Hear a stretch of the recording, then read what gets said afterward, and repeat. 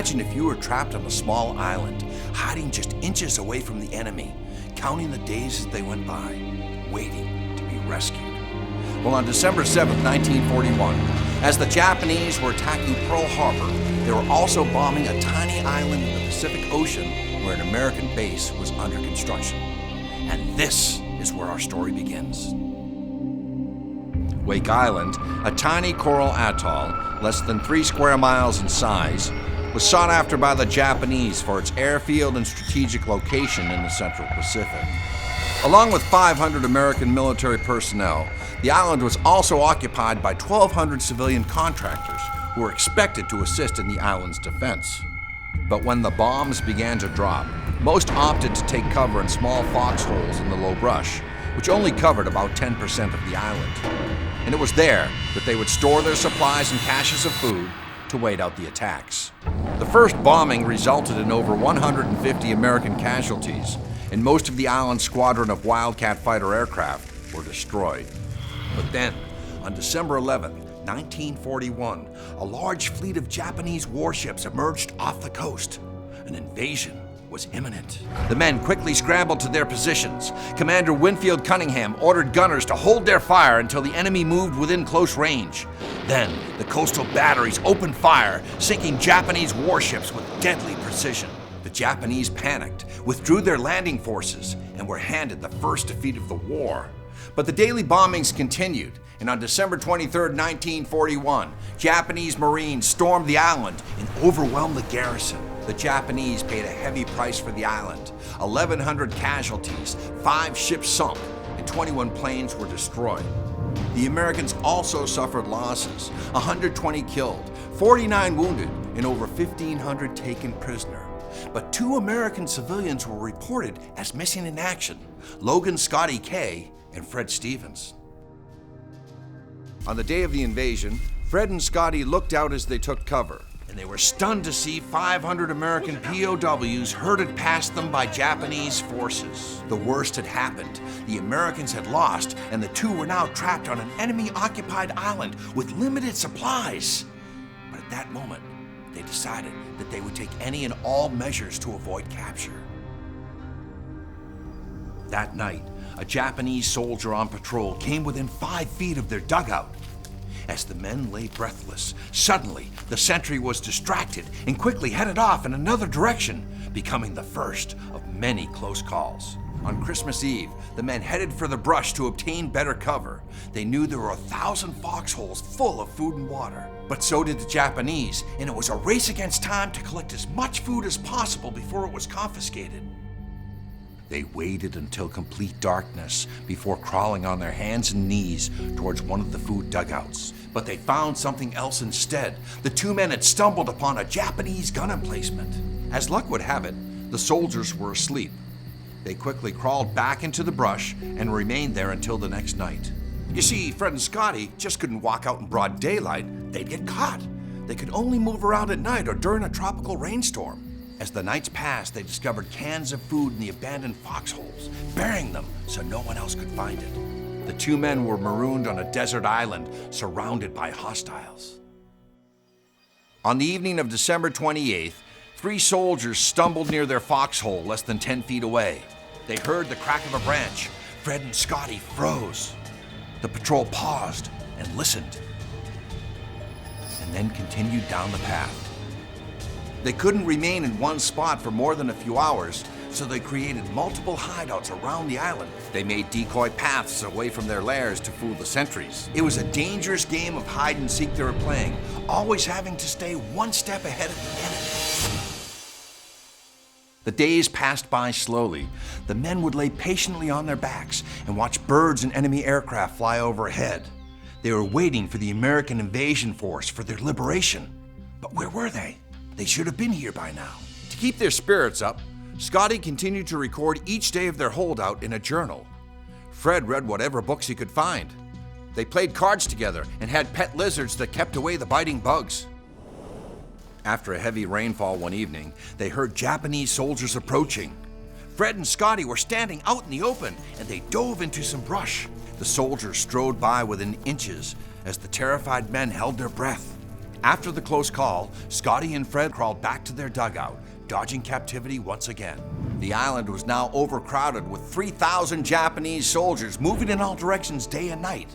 Off in the distance, Fred and Scotty heard the voices of American POWs who were forced into labor. The enemy continued their reconstruction, with heavy bulldozers pushing piles of debris right up to the edge of their camp and blasting, sending rocks hurtling down all around them. The walls were closing in.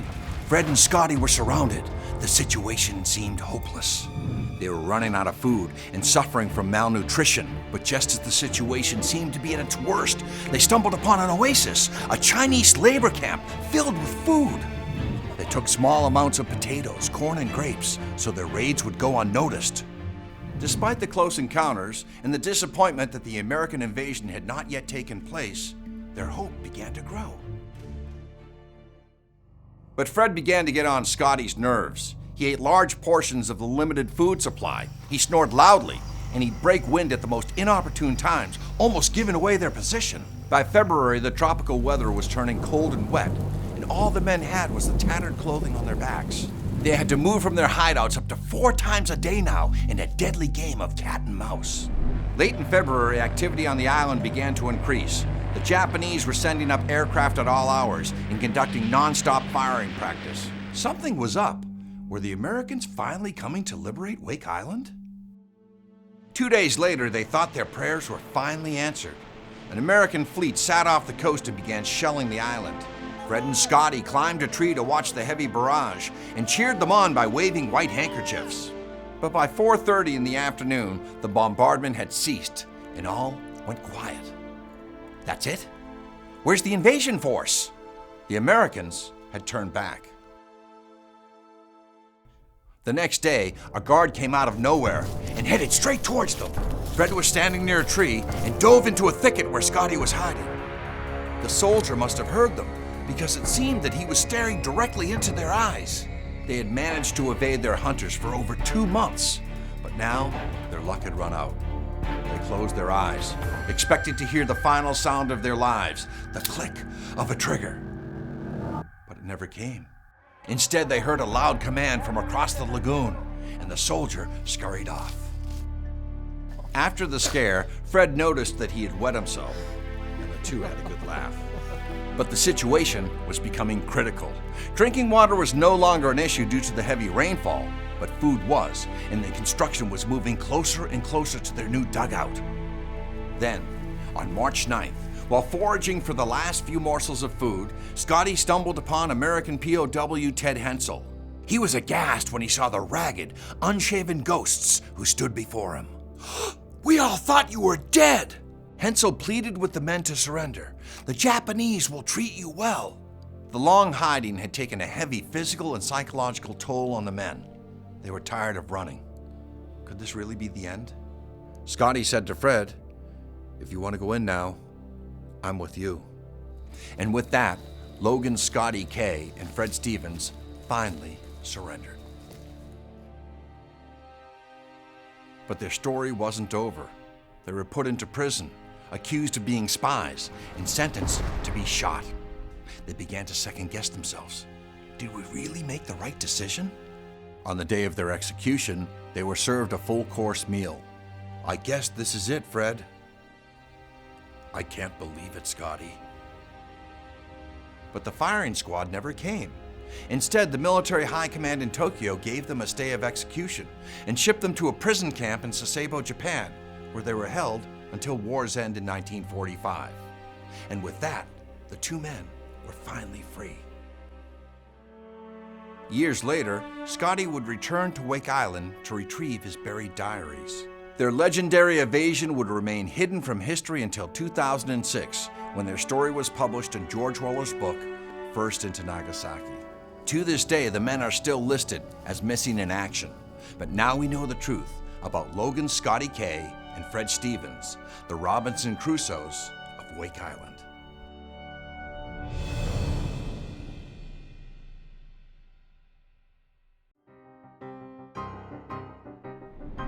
Did you know that Glenn Binge, a POW held on Wake Island, had his sun helmet signed by 50 of his comrades, including 27 who never made it home? Fred Stevens and Logan Scotty K's signatures are on that helmet, with the number 77 written between their names, the number of days they eluded the Japanese.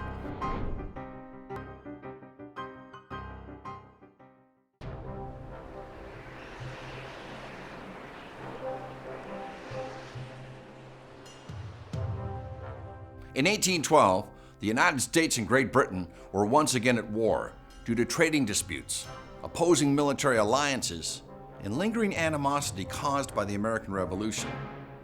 But during the peak of the conflict, in late 1814, Great Britain attempted to dishearten the United States by invading its capital, Washington, D.C. On August 19, 1814, the British sailed into Chesapeake Bay and landed at Benedict, Maryland. 5,000 troops marched towards the American capital. Upon hearing this, American General William Winder led 7,000 inexperienced troops to meet the British. But they were crushed at the Battle of Bladensburg, which opened a clear path for the British to march on Washington. The American High Command became aware of the plot to occupy the capital.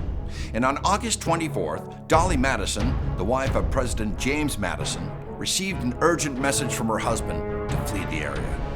She loaded up some wagons with priceless items, including some of our most precious documents, like the original drafts of the Constitution, the Declaration of Independence, and the famous Lansdowne portrait of George Washington. She frantically escaped the presidential mansion just as British Admiral George Cockburn and his troops swarmed the city. Cockburn ordered the city to be set ablaze. America's capital was now on fire. The Capitol building, the Library of Congress, and even the White House were engulfed in flames. By the next day, the city was in a state of chaos as residents took shelter from the wrath of the British troops. But the rampaging troops were unaware that they were in the path of destruction and that their military campaign was about to come to an abrupt end. Above the British troops and American citizens, the winds began to shift. The skies became dark and ominous, and heavy rain began to fall upon the raging fires across the city. A sudden and violent twister was bearing down on the capital. Buildings ripped from their foundations, trees tore from their roots, and falling debris littered the streets. The British troops desperately sought shelter, but nothing could save them from their grim fate. One officer reported that cannons were being tossed around by the powerful winds. The tornado ravaged the city and inflicted heavy damage on the British Army.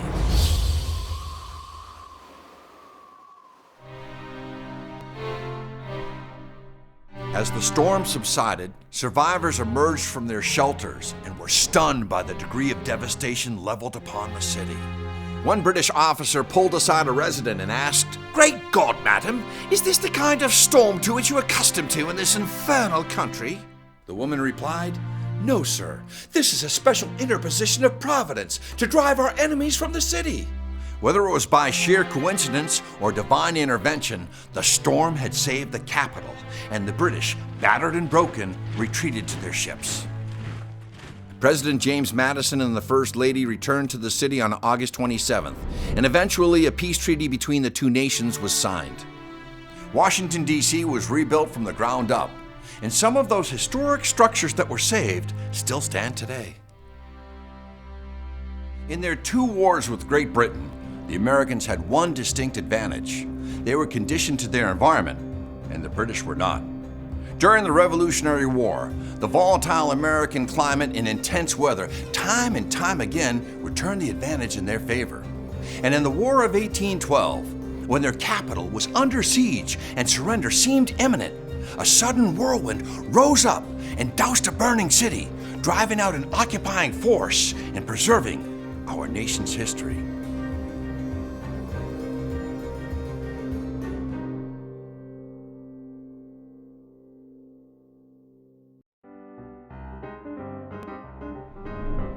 Did you know, in the Battle of New Orleans in early 1815, Andrew Jackson led a ragtag force of 4,000 volunteers against 9,000 well-trained British troops. The Americans routed the British, inflicting over 2,000 casualties, with the Americans only suffering 100, ending the War of 1812.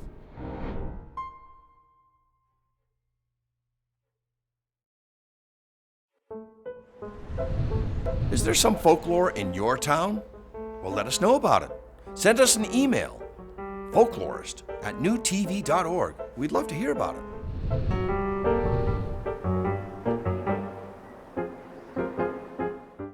Hi, I'm Folklorist Joel, and I am here to talk about Thomas Edison and his invention, the light bulb. Thomas Edison was a genius. He wasn't the first person to attempt making the light bulb. He was inspired by many other inventors. Thomas figured out why other inventors' light bulbs were blowing out really quickly. The bulb needed to be vacuumed. This discovery wasn't until after he tested many filaments. His working bulb lasted only a few hours. His last model ended in a 16-watt bulb that can last 1,500 hours. Thomas Edison quoted, "Genius is 1% thinking and 99% doing." Disclaimer. With folklore, sometimes the biggest casualty is fact. But please, keep watching.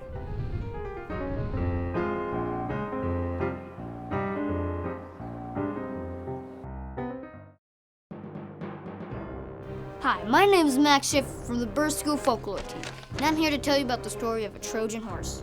Once there was a city named Troy. The people that lived there were protected by a giant wall surrounding it. Then, one day, a fleet of Greek ships came and tried to attack the city, but they couldn't get past Troy's wall. So the Greek soldiers came up with a plan to hide inside of a giant wooden horse that they would leave outside of the city's gate as a gift to the Trojans. But the people of Troy didn't know so. Troy opened the gates to accept the gift, and the city was attacked by the soldiers, and Troy was conquered. That is the story of the Trojan horse.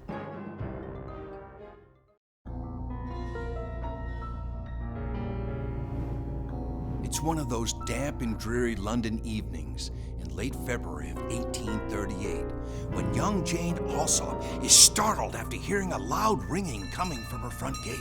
She goes outside to investigate, and she's confronted by a man who claims to be a police officer. The man exclaims, "For heaven's sake, bring me light, for we have caught Spring-Heeled Jack here in the lane." She quickly brings the man a candle and notices that he's wearing an oversized cloak. But as she hands him the candle, he suddenly throws off his cloak and presented a most hideous and frightful appearance, spitting flames from his mouth. He lunges at her and tears her gown. Jane manages to free herself and runs towards the front door. She screams for help. Her sister rushes to her aid, yelling for the police as the assailant escapes into the night. A week later, a young woman by the name of Lucy Scales is returning home after leaving her brother's house. As she passes by an alley, she notices a tall figure in a dark cloak staring directly at her. Who is that? But before she has time to react, the shrouded figure leaps out in front of her, breathing fire into her face. She becomes temporarily blinded and falls to the ground, screaming in terror. Her brother hears her cries and rushes to the scene, but by the time he arrives, her attacker had vanished, leaving them, the police, and concerned residents all asking the same question: who could have done such a thing? Over the next few weeks, his attacks became more prevalent. His victims were all women who described him as a ghost, a bear, or even the devil himself, tearing off their clothes with claw-like hands as cold as a corpse. But the police were closing in on someone. Thomas Milbank, a man who boasted that he was Spring-Heeled Jack, was arrested. He was brought before the jury, but he escaped conviction because Jane Alsop insisted that her attacker had breathed fire. Milbank admitted, "I could do no such thing." Spring-Heeled Jack was still at large, but strangely enough, the attacks halted after the trial. Soon, his reputation began to spread throughout the countryside as he became one of the most feared and intriguing characters of his time. And although the public grew more fascinated by the creature and his exploits, it wasn't over yet, as scattered reports of more attacks continued throughout the mid-1800s. In 1877, a soldier on duty at Aldershot's barracks peered into the darkness when suddenly a figure was advancing towards him. The soldier called out to stop, but the figure confronted him and slapped the soldier several times in the face. A nearby guard shot at the creature, but the bullets had no visible effect. The strange creature then sprang into the night and astounding the guards. Even though there are a few more sightings of Spring-Heeled Jack reported over the next several decades, his true identity has never been revealed. Was it a devil-like creature, or a gravity-defying phantom, or a simple explanation for unsolved crimes. Or maybe, just maybe, he still lurks in the shadows today.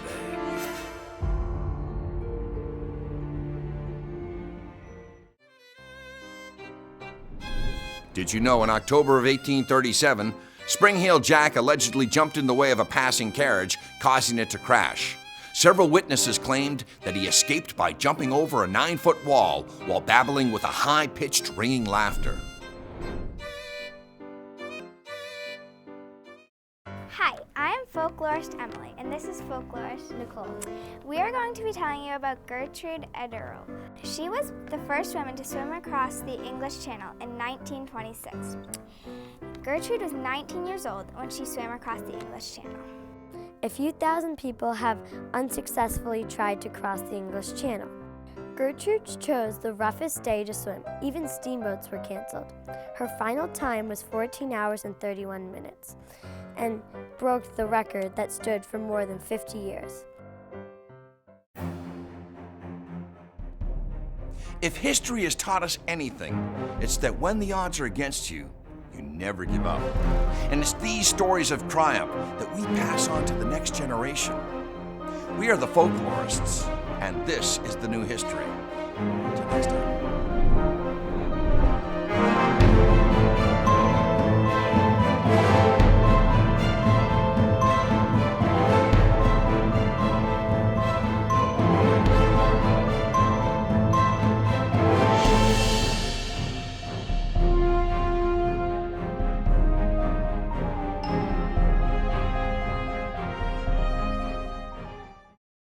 NewTV's original program, The Folklorist, has just won its second Emmy Award. Congratulations to John Horrigan for his win in the program Host Moderator category.